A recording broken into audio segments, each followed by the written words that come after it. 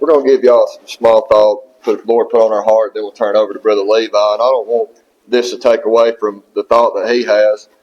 And I believe if the Lord puts it on our heart, it'll be right. And going along with what Brother Zachary read this morning and the thought that we had this morning, we'll go back to Joshua chapter 3 and start there.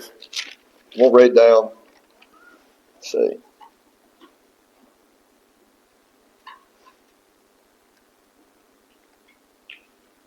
We'll read down through verse number 16 of this third chapter, then flip over to Psalms chapter 23. So y'all be in prayer for us, be in prayer for Brother Levi, and let's be in prayer for Zachary. He's out, storm call right now, and be in prayer for Brother James and them. Baby's still doing good, so we're thankful. So thankful for that. So thankful to see Uncle Donald and Miss Nikki here with us. We love them. Glad they went with Sawyer this morning. Thankful for the Lord using Sawyer the way he is. So just thankful how God uses people and blesses our life through that. So in Joshua chapter 3 it says, "And Joshua rose early in the morning, and there moved from Shittim, and came to Jordan, he and all the children of Israel, and lodged there before they passed over. And it came to pass after 3 days that the officers went through the host, and they commanded the people, saying, When ye see the ark of covenant of the Lord your God, and the priests the Levites bearing it, then ye shall remove from your place and go after it. Yet there shall be a space between you and it, and about 2,000 cubits by measure. Come not near unto it, that ye may know the way which ye must go, for ye have not passed this way heretofore. And Joshua said unto the people, Sanctify yourselves, for tomorrow the Lord will do wonders among you. And Joshua spake unto the priests, saying, Take up the ark of the covenant, and pass over before the people. And they took up the ark of the covenant, and went before the people. And the Lord said unto Joshua, This day will I begin to magnify thee in the sight of all Israel, that they may know that as I was with Moses, so I will be with thee. And thou shalt command the priests that bear the ark of the covenant, saying, When ye are come to the brink of the water of Jordan, ye shall stand still in Jordan. And Joshua said unto the children of Israel, Come hither, and hear the words of the Lord your God. And Joshua, hereby ye shall know that the living God is among you, that he will without fail drive out from before you the Canaanites, and the Hittites, and the Hivites, and the Perizzites, and the Gergesites, and the Amorites, and the Jebusites. Behold, the ark of the covenant of the Lord of all the earth passes over before you into Jordan.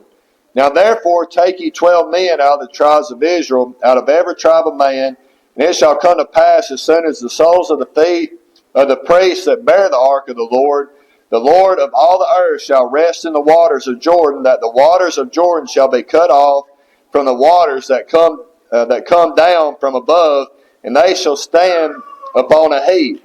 And it came to pass when the people removed their tent to pass over Jordan, and the priests bearing the ark of the covenant before the people, and as they bare the ark were come unto Jordan, and the feet of the priests that bear the ark were dipped in the brim of water, for Jordan overfloweth all its banks all the time of harvest, that the waters which came down from above stood and rose up upon a heap very far from the city of Adam, that is beside Zaratan, and those that came down toward the sea of plain, even the salt sea, failed and were cut off, and the people passed over right against Jericho.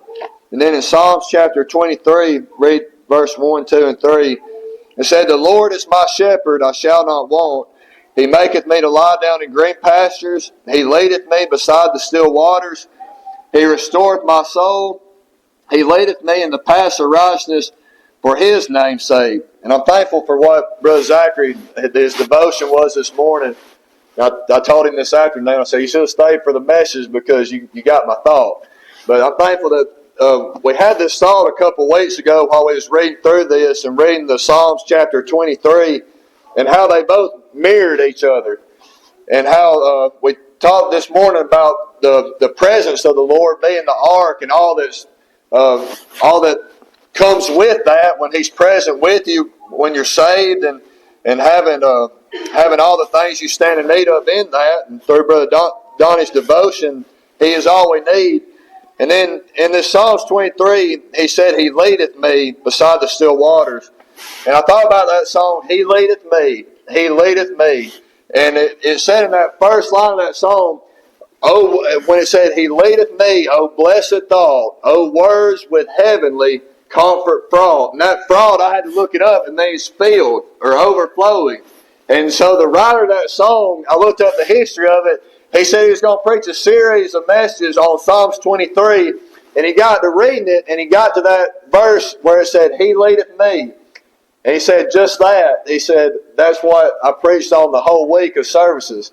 And then he pinned down the words of that song. He leadeth me, oh blessed thought, oh words that He leadeth me with heavenly comfort fills us with just knowing that He leads us by His presence, and one that leads is somebody that goes before us.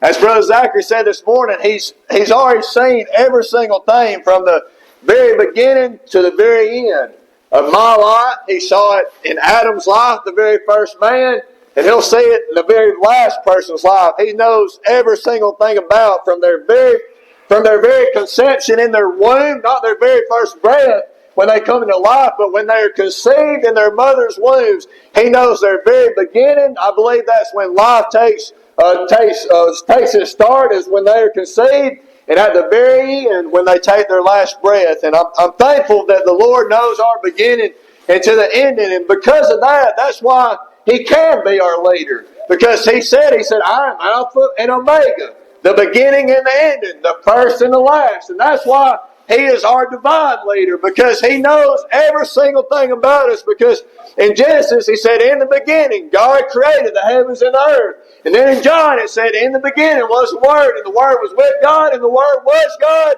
And then in Revelations, He said, I'm Alpha and Omega, the beginning and the end, the first and the last. And at the end of Revelations, it said, and amen. And I'm so thankful that He is the very beginning and He is the end. And He knows all the points and spaces in our life, from the troubled times to the good times. And as He told Joshua here, He said, the ark's going to go before you. And He told him, He said in chapter 1, He said, Joshua, you can be strong and very courageous, and you can tell the people they can be strong and very courageous, because I'm going to go before you, and I've already given you the land that you're going into. But it didn't just start with Joshua. You go back to Genesis. He told Abraham, He said, you go out of this country that you dwell in, and I'm going to take you to a land that you ain't never seen before. And Abraham, he saw that land.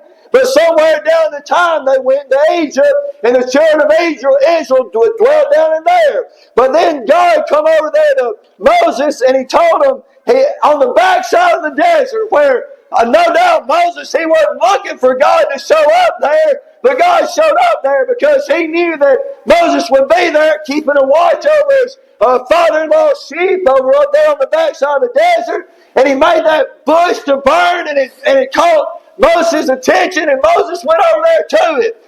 And He said over here in Exodus chapter 3, He told him, and the Lord said, I have surely seen the affliction of my people which are in Egypt, and have heard their cry by reason of their taskmasters, for I know their sorrows. And I am come down to deliver them out of the hand of the Egyptians, and to bring them up out of the land unto a good land, a large, unto a land flowing with milk and honey, unto the place of the Canaanites, and the Hittites, and the Amorites, and the Perizzites, and the Hivites, and the Jebusites. So if God hadn't already been in that land, how could He know what was already there, Brother Jason?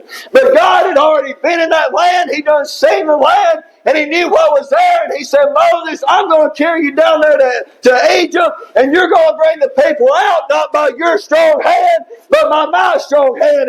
And Moses, he asked him, who do I tell them that sent me?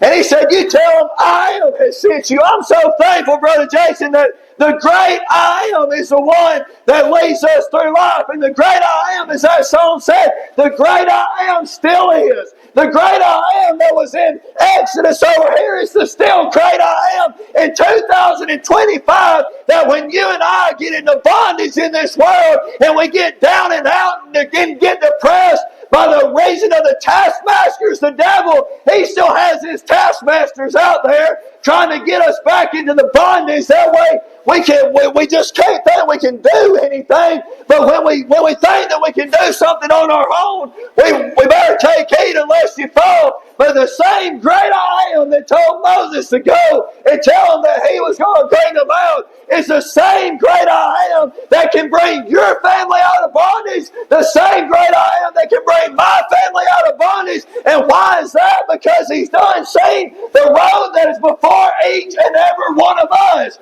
He not only knows your life, but he knows my life from the very beginning. He knew Moses' life. He knew Joshua's life.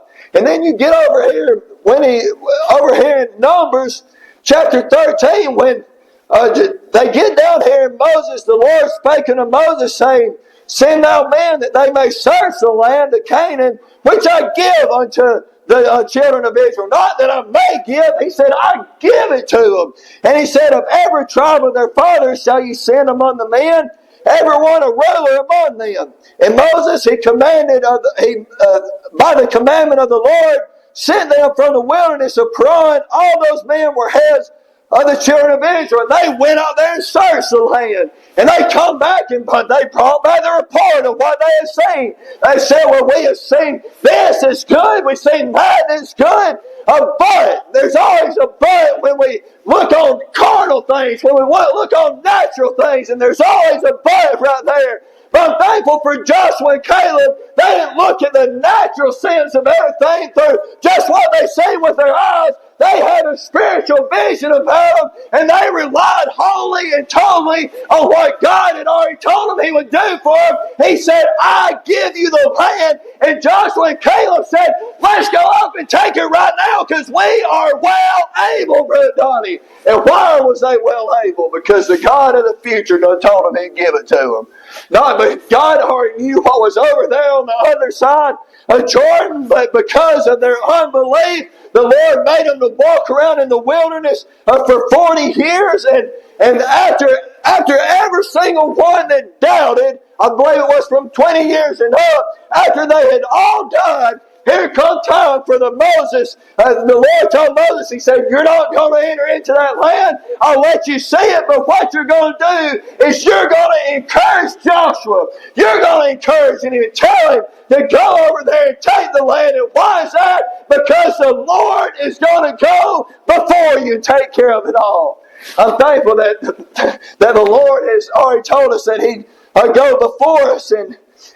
And you look at Joshua, and after Moses died, Joshua could have got to the point, just as Elisha could have got to the point of saying, well, Moses is dead, Elijah is dead, there's no need in going home. But yet they took faith in what God had told them, a promise that God had told them that He'd go with us all the way, even until the end of the world. And I'm thankful that's a promise that you and I can cling on to despite what's going on in our life, whether it's up on the mountaintop or whether it's down there in the valley. As Song of Solomon said, as he describes God, as he describes His beloved, he said He is altogether lovely. Whether we're down there in the valley, He's the lily of the valley. And He's lovely when you meet Him down there in the valley. And as you're up on the mountaintop and you see the rose of Sharon, He's just as lovely as He was down there in the valley when you see His presence and see His will for your life.